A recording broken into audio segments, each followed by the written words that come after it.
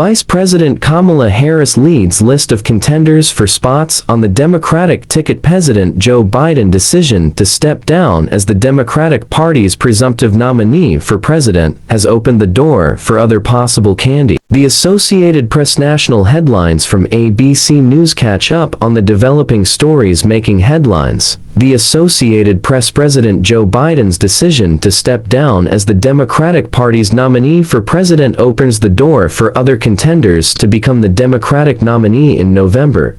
The president has thrown his support behind Vice President Kamala Harris, and other prominent Democrats moved quickly to rally around her candidacy, but it's unclear just how smooth her path to the party's nomination is. Here are some of the leading contenders for a spot on the Democratic ticket. Kamala Harris. Born in Oakland, California, Vice President Kamala Harris calls Thurgood Marshall an inspiration and talks often about growing up with parents deeply involved in the civil rights movement. Her economist father and cancer specialist mother met as graduate students at the University of California, Berkeley, where Harris recalled they spent ample time marching and shouting about this thing called justice. In choosing Harris as his running mate in 2020, Biden called her a fearless fighter for the little guy. She has not wavered as his vice presidential nominee and has become more visible campaigning for the Biden-Harris ticket in recent weeks. Harris, who is black and also of South Asian descent, is the nation's first female vice president and the first person of color to hold that office.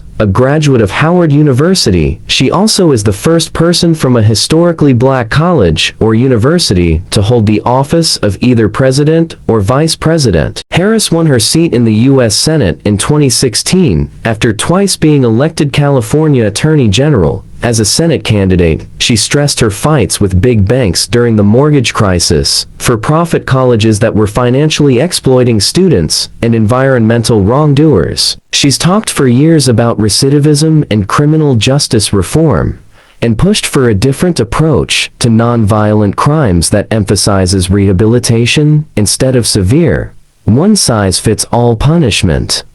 She calls it smart on crime. As vice president, Harris has been asked by Biden to take on some of the most challenging tasks his administration has faced, including securing the nation's borders. As the presiding officer of the U.S. Senate, she has cast a record number of tie-breaking votes on legislation promoted by Democrats, who are defending a razor-thin majority in both houses of Congress in this year's elections. Harris, 59, is married to Los Angeles lawyer Douglas Emhoff. J.B. Pritzker. Illinois Gov. G.B. Pritzker, the richest politician holding office in the U.S., is an heir.